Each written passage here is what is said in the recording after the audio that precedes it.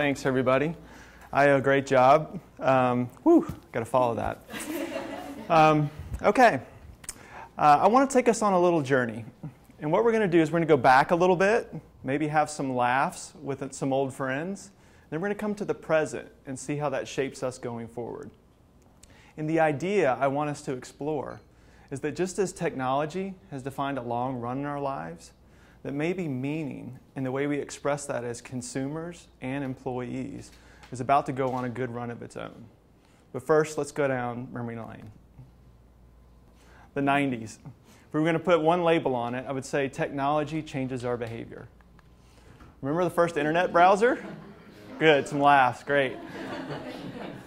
Suddenly, we didn't have to find the book, the physical file folder, and the piece of paper.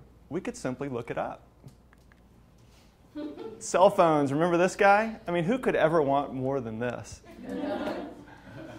But literally now with cell phones, we could walk and talk. That's something Seinfeld couldn't do when that show started. You know, Jerry was tethered to his corded phone in his apartment. And then in the 2000s, technology really began to define behavior. With laptops and smartphones in widespread use, we could literally work and connect from anywhere. And with social networks, now we could find and communicate with our people wherever they were in the world. Technology deeply affected our work behaviors, our consumer patterns, and our social relationships. And then, 2008. If I can sum it up in one word or one sentence for us, is it sucked good enough to do that? But did that stop technology's march? Have we stopped innovating there? Curiously, that's become the norm. That's the given. We all deploy it personally and professionally without question all the time. But 2008, it did change something.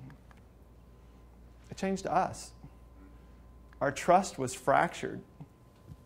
Our trust was fractured in businesses and many organizations. The pain of lost jobs, lost homes, and lost dreams. The outright anger that some businesses were deemed too big to fail, and yet we weren't.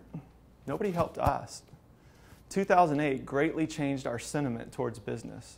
But I want to go beyond the anecdotal there and just put a little bit of data on that. Look at this, $150 billion. Companies spend $150 billion annually on training and development in their people processes. Yet 70% of employees say they're disengaged at work. They spend another $20 billion trying to connect the company to the community. And yet 88% of customers or consumers say companies should be doing more in the community. It's not landing.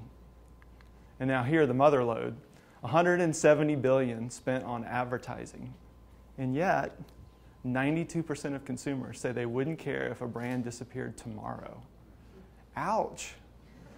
Does this not scream that something's wrong here? Business has a relationship problem. It's in the data, but more than anything, we feel it because of 2008.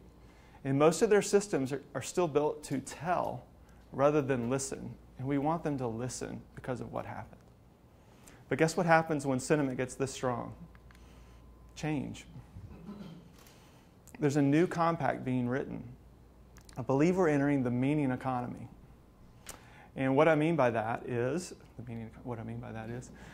just as technology defined a long run for us, there are changes going on right now, patterns and demographics that are defining a new era. 2008 changed our sentiment. So you might ask, let me go back.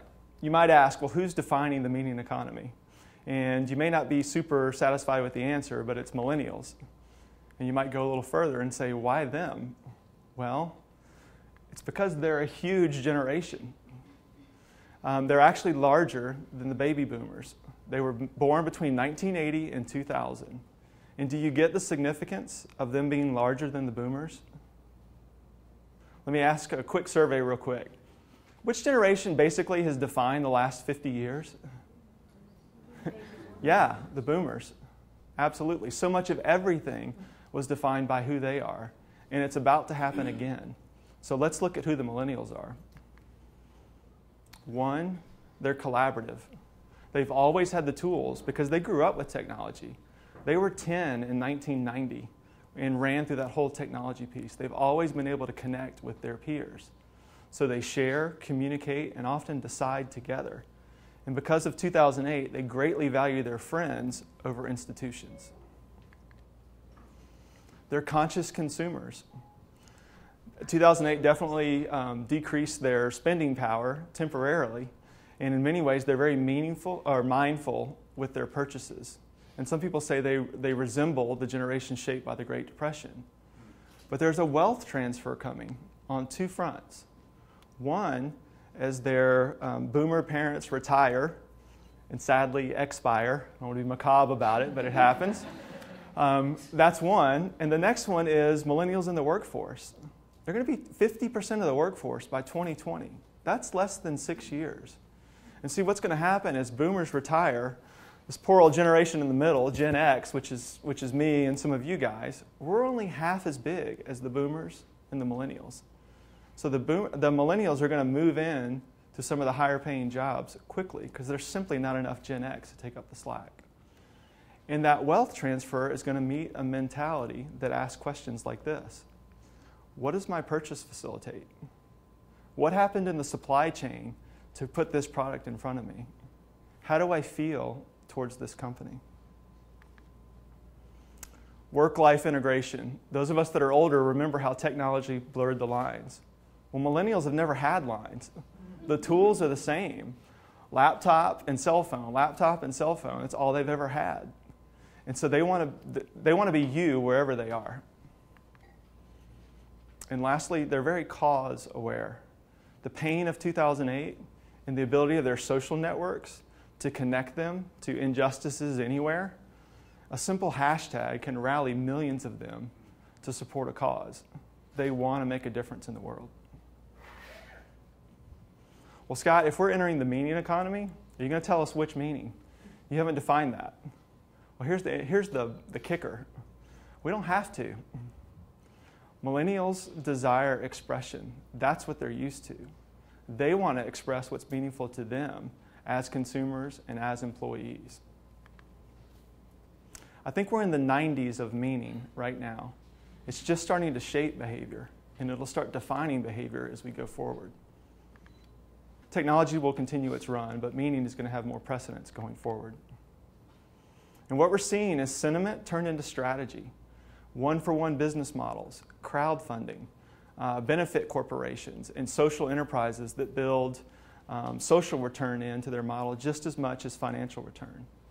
And now we're going to have apps and oversight organizations that are going to give you all the information you want about the purchase you're going to make or the job that you might take. Just as technology drove efficiency and early gains during that era, now meaning's on the rise. And what we'll see is millennials have the idealism of youth and the size to rewrite the playbook.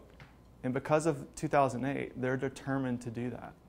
Meaning is their currency, and it's the new rules of engagement. Thank you.